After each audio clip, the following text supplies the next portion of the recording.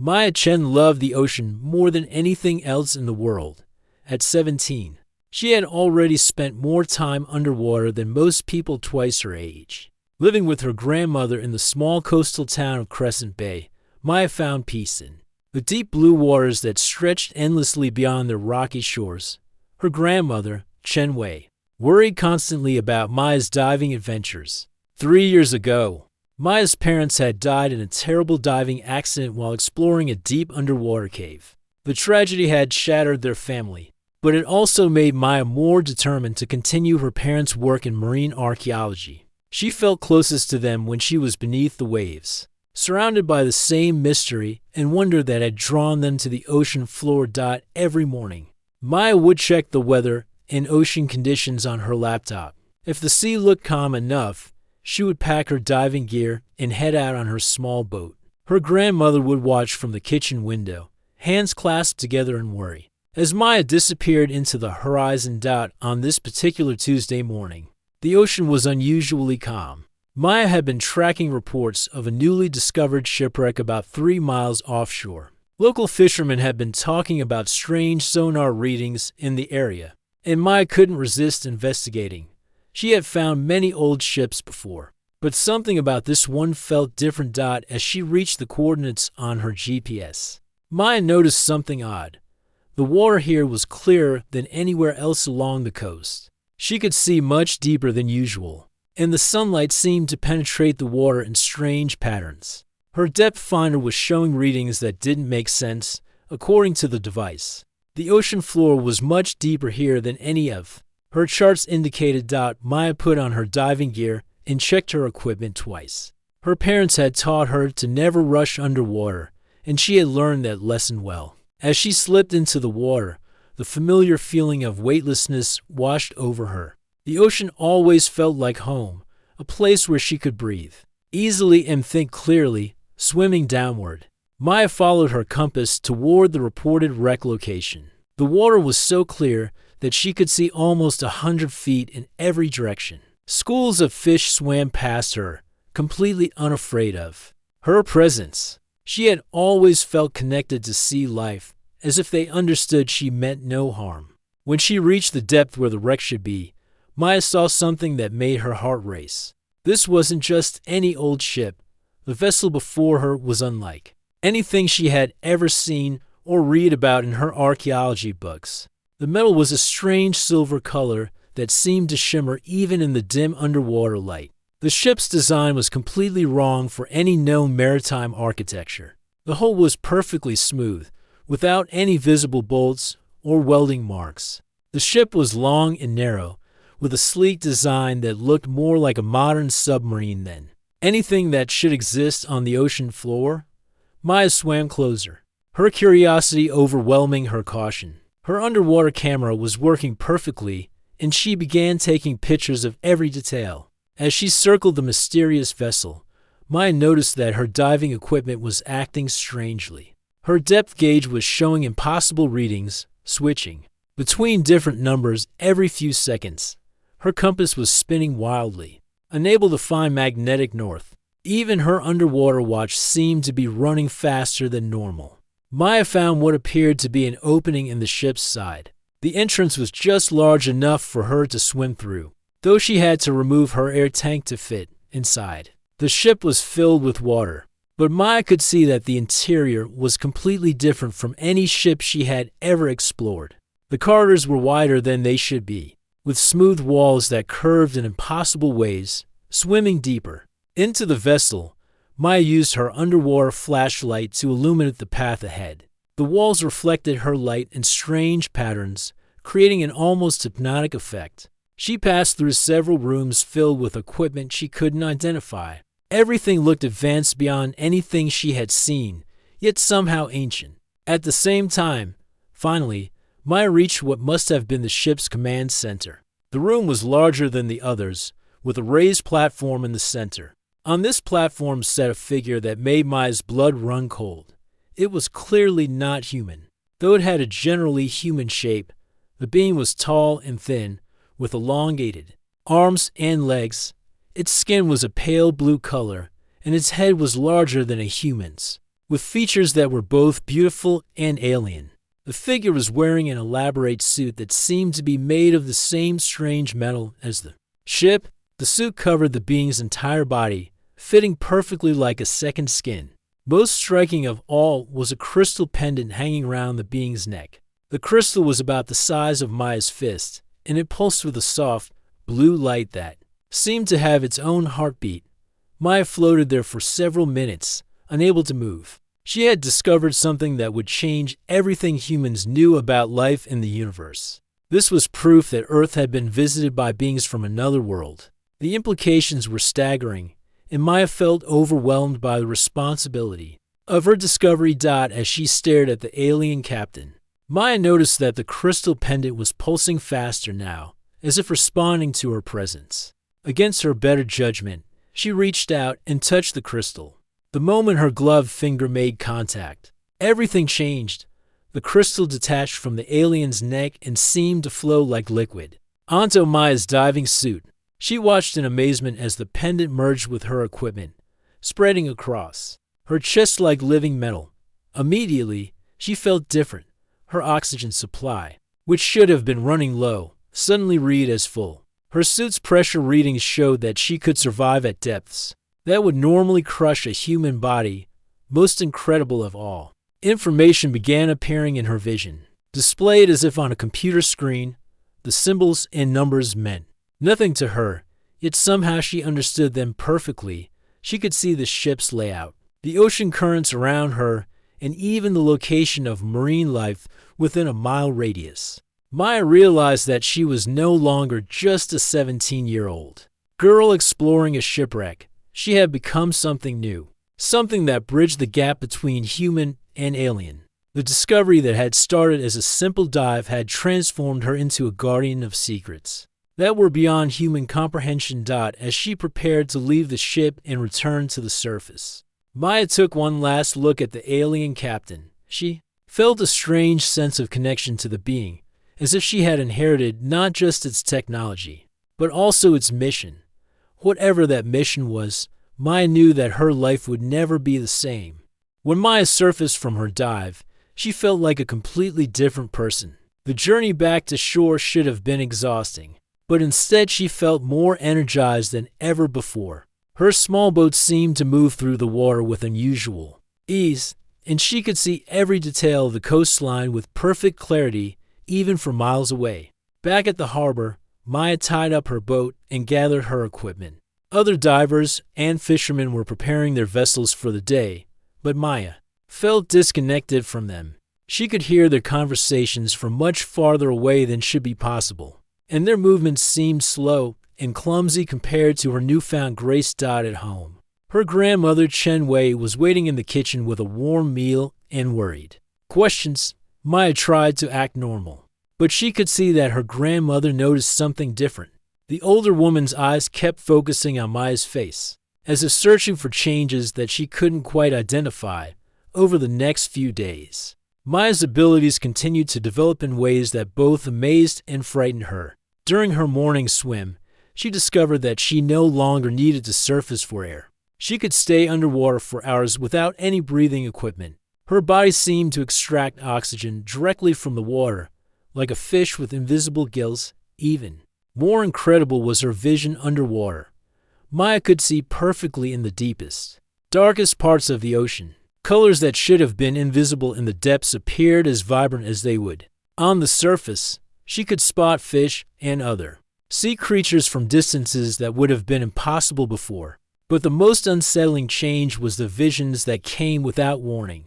Maya would be doing something completely ordinary, like eating breakfast or reading a book, when suddenly her mind would be filled with images and memories that weren't her own. She saw alien worlds with purple skies and silver oceans. She witnessed space battles between massive ships that moved like living creatures through the stars. In these visions, Maya experienced life through the eyes of the alien captain whose pendant now lived within her diving suit.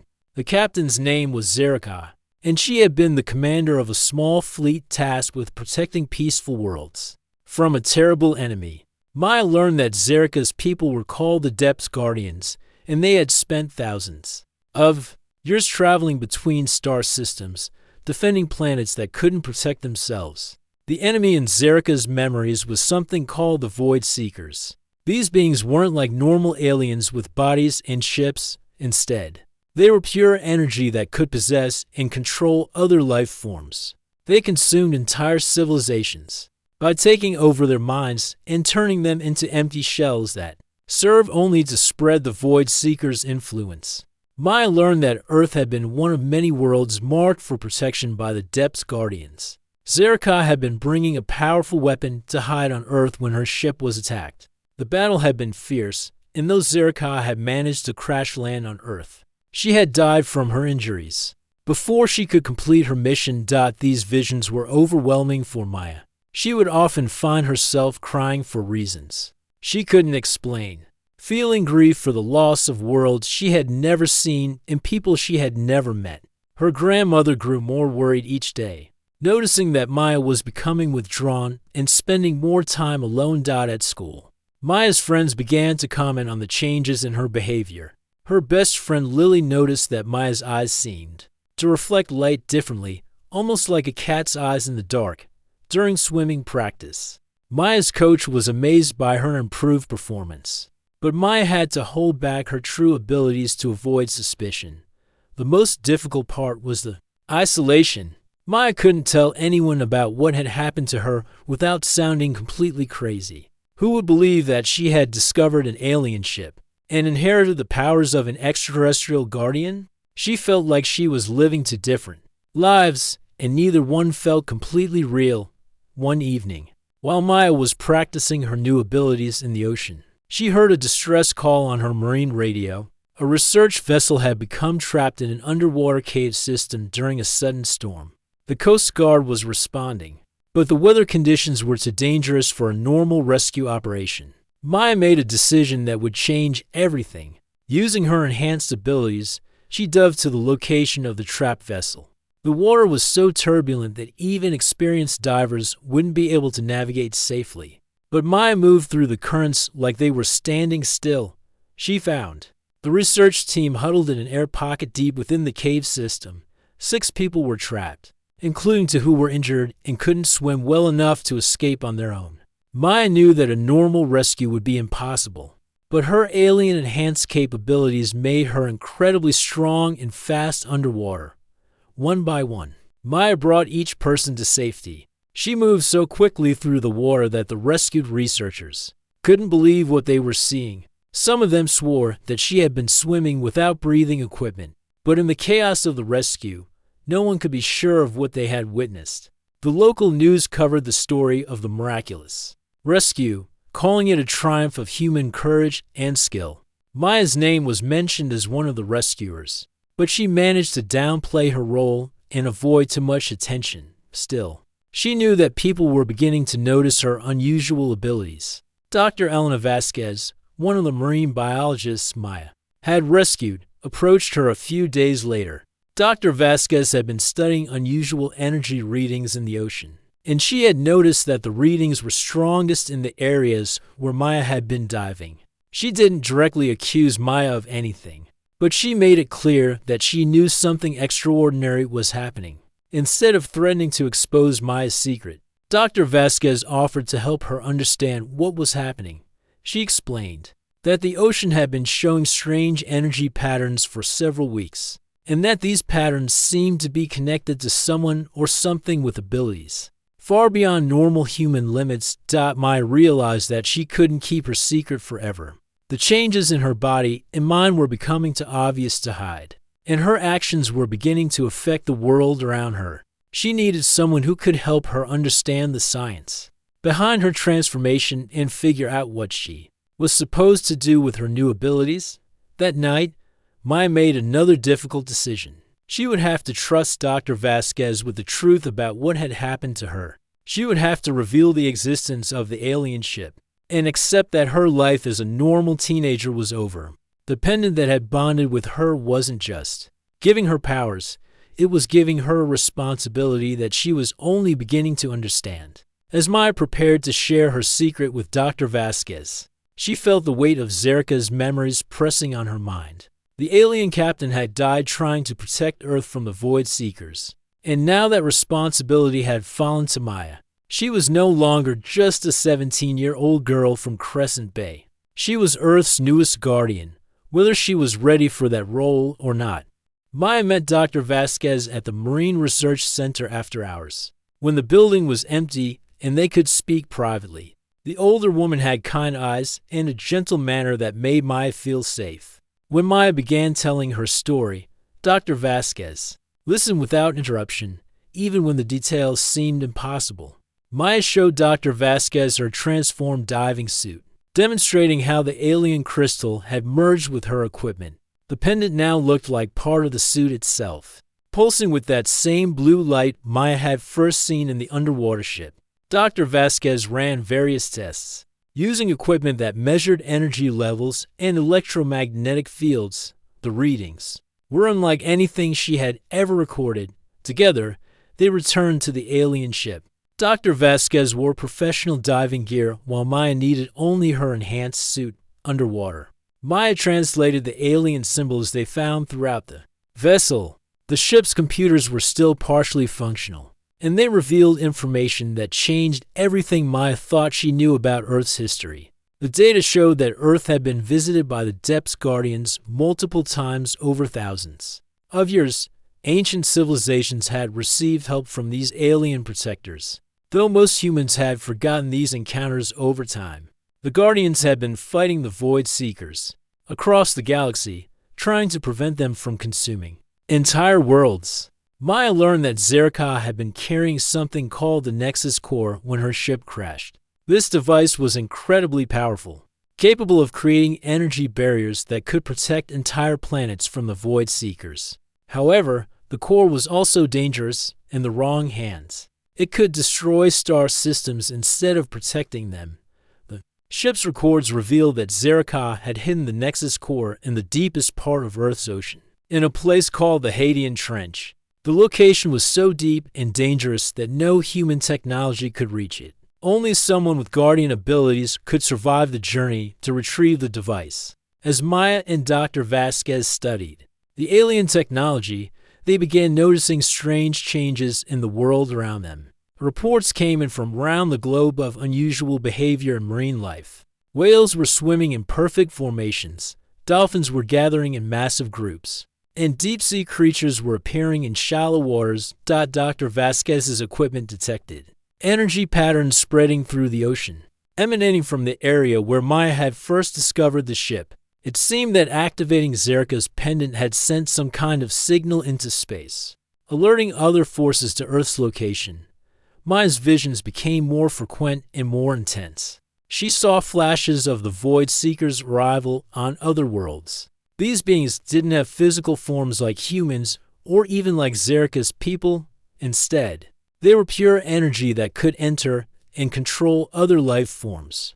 Once they possessed someone, that person became a hollow shell, serving only to spread the Void Seekers' influence.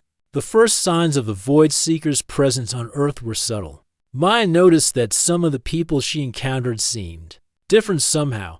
Their eyes looked empty, and they moved with an odd, synchronized quality. At first, she thought she was being paranoid, but Dr. Vasquez began noticing the same thing. They discovered that several government officials and military personnel were exhibiting these strange behaviors. These people were still carrying out their normal duties, but there was something hollow about their actions, as if they were being controlled by an outside force. Maya realized that her use of the Guardian technology had indeed sent a beacon into space. The Void Seekers had found Earth, and they were already beginning their invasion. Unlike the dramatic alien invasions shown in movies, this was a quiet takeover. The Void Seekers were slowly possessing key individuals in positions of power, preparing to control humanity from within. Dr. Vasquez helped Maya understand that they were facing a race against time. The Void Seekers would continue possessing more humans until they had enough control to openly dominate the planet. The only way to stop them was to retrieve the Nexus Core and use it to create a barrier that would keep the Void Seekers away from Earth forever. But Maya was changing too, as her connection to Zerka's memories grew stronger. She found herself thinking less like a human teenager and more like an alien guardian. She began to understand the mathematics of space travel, the science of energy manipulation, and the strategies needed to fight beings made of pure consciousness. Her grandmother noticed the changes immediately. Maya's speech patterns were different. Her interests had shifted completely, and she seemed to be losing touch with the simple human pleasures she had once enjoyed. Chen Wei watched helplessly as her granddaughter transformed into something she couldn't recognize. Maya knew she was losing herself, but she also knew that Earth's survival depended on her willingness to become what the planet needed. The Nexus core was calling to her from the ocean depths, and she could feel its power growing stronger every day. Soon, she would have to make the journey to retrieve it, even if doing so meant losing the last of her humanity. Maya and Dr. Vasquez spent weeks preparing for the impossible journey to the Haitian Trench. The deepest part of Earth's ocean was more than 7 miles below the surface, where the pressure was over 1,000 times greater than at sea level. No human had ever survived such depths, and even the most advanced submarines could only go partway down. Using technology reverse-engineered from Zerika's ship, they modified a specialized deep-sea vehicle. Maya's alien-enhanced abilities would allow her to survive the journey, but she would need the submarine to carry equipment and provide a way back to the surface.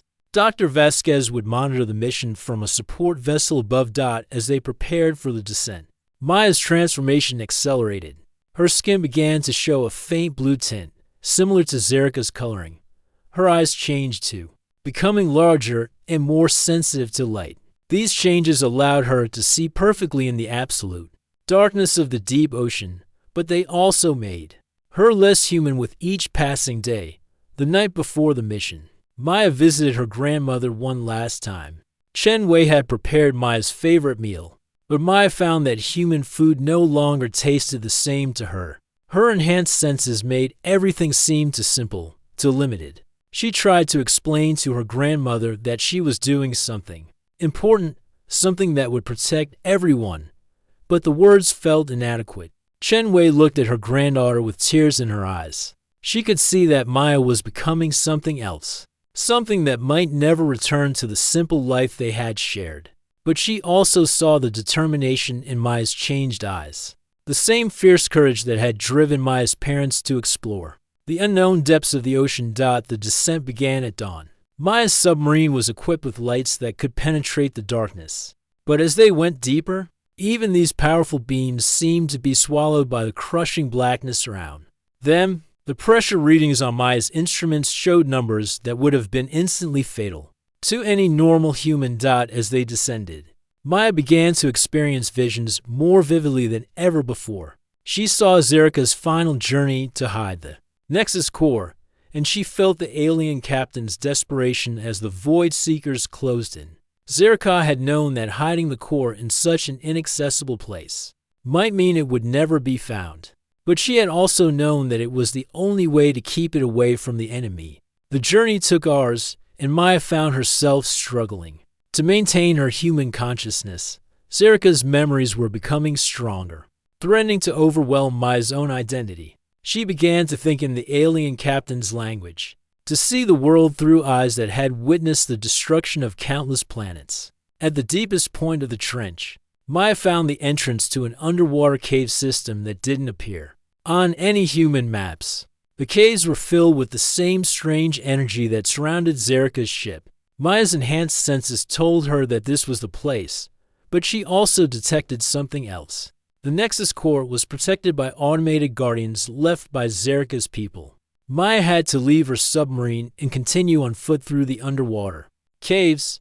The pressure at this depth would have crushed any normal diving suit instantly, but Maya's alien-enhanced body adapted to the conditions. She moved through the water like it was air, guided by instincts that were no longer entirely human.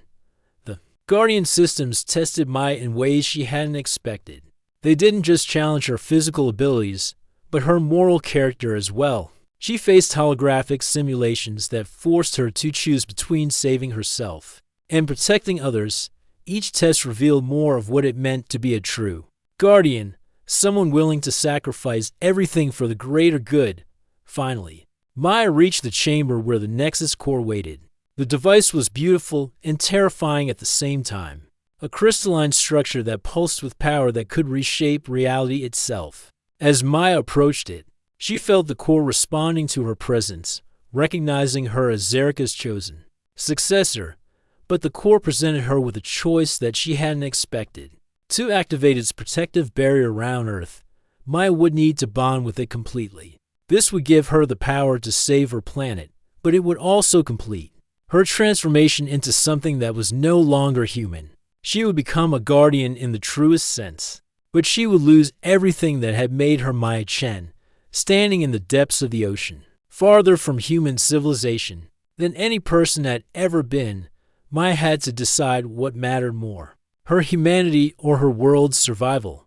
The Nexus core waited patiently, its power growing stronger with each passing moment, while far above, the Void Seekers continued their quiet invasion of Earth. Maya stood before the Nexus core, feeling its incredible power calling to her. The device was more than just a weapon or a shield. It was a living piece of technology that could reshape the very fabric of space around Earth. But as she reached toward it, Zerika's memories showed her the true cost of using such power. On the surface, the Void Seekers had accelerated their invasion. Dr. Vasquez's radio communications revealed that possessed humans were now openly taking control of military bases and government facilities around the world. The time for subtle infiltration had passed. The Void Seekers were ready to reveal themselves and claim Earth as their own. Maya realized that she couldn't delay any longer. She placed her hands on the Nexus core and felt its power flow through her. The sensation was overwhelming, like being struck by lightning that never ended. Every cell in her body began to change, adapting to contain energy that had been designed for beings far more advanced than humans. But as the transformation progressed, Maya made a discovery that changed everything. The Nexus core wasn't just a single device, it was a network node, designed to connect with other guardians across the galaxy. Zerika had been part of a vast community of protectors who shared their strength and knowledge to defend multiple worlds at once. Instead of using the core to become a solitary guardian, Maya realized she could use it to create a network of protectors on Earth. The device could bond with other humans who had the courage and determination to become guardians themselves. This way, no single person would have to bear the entire burden of protecting the planet. Maya activated the core, but instead of completing her own transformation, she used its power to send a signal across Earth. The signal would seek out individuals who had the potential to become guardians, people who had shown exceptional courage, compassion, and willingness to sacrifice for others. The response was immediate and amazing. Around the world, people began to experience the same kind of visions and abilities that Maya had discovered. A young firefighter in Tokyo found that she could sense danger before it happened. A teacher in Brazil discovered that he could communicate with his students without words. A nurse in Kenya realized that she could heal injuries with her touch. Each of these new guardians received only a fraction of the power that Maya carried, but together they formed a network that was stronger than any single guardian could be. They retained their humanity while gaining the abilities needed to protect Earth from the Void Seekers. Maya emerged from the deep ocean fundamentally changed but still recognizably herself. Her skin had kept its blue tint, and her eyes remained large and luminous, but she had found a way to bridge the gap between human and guardian. She was no longer just Maya Chen, the teenager from Crescent Bay, but she was still connected to that person and to the life she had lived before. The final battle with the Void Seekers was unlike anything shown in science fiction movies. There were no massive spaceships or laser battles. Instead, it was a contest of wills, with the possessed humans fighting against the network of new guardians. Maya and her fellow protectors had to free the possessed individuals without harming them, separating the Void Seekers from their human hosts. The Nexus core's power allowed Maya to create a barrier around Earth that would prevent the Void Seekers from returning. But more importantly, it established a permanent connection between Earth and the larger community of guardians throughout the galaxy. Humanity was no longer alone in the universe. Maya returned to Crescent Bay to find that her grandmother had been waiting patiently for her return. Chen Wei had seen the news reports of strange events around the world, and she had somehow known that her granddaughter was at the center of it all. When Maya walked through the door, her grandmother simply smiled and set an extra place at the dinner table. The world had changed, but life went on. Maya began training other potential guardians, teaching them how to use their new abilities responsibly. She discovered that the network could identify young people who had the potential to become protectors, and she established a school where they could learn to balance their human lives with their guardian responsibilities. Dr. Vasquez became the first human scientist to study guardian technology openly. Her research helped bridge the gap between human science and alien knowledge, leading to advances in medicine, energy production, and space exploration. The partnership between Guardians and regular humans created a new era of cooperation and discovery. Maya's story became a legend that inspired others to embrace their own potential for greatness. She had shown that it was possible to gain incredible power without losing one's humanity, and that the greatest strength came from working together, rather than trying to face challenges alone. As Maya stood on the beach where she had first learned to dive, watching the sunset paint the ocean in brilliant colors, she felt a deep sense of peace. She had found her purpose, not just as a guardian, but as a bridge between worlds. The ocean that had once been her escape from the world had become her connection to the entire universe. The pendant that had started her journey still pulsed with gentle light against her chest, but now it represented something different than it had in the beginning. It was no longer just a symbol of alien power, but a reminder that courage and compassion could overcome any challenge. Maya had saved Earth not by becoming something inhuman, but by finding a way to enhance the best qualities of humanity itself. In the years that followed, Maya and her fellow Guardians would face new challenges and discover new worlds, but they would always remember that their greatest strength came not from their individual abilities, but from their connection to each other and to the planet they had sworn to protect. The ocean that surrounded their small coastal town had become a gateway to the stars, and Maya Chen, the girl who had loved the sea, had become the guardian who helped humanity take its first steps into the greater universe.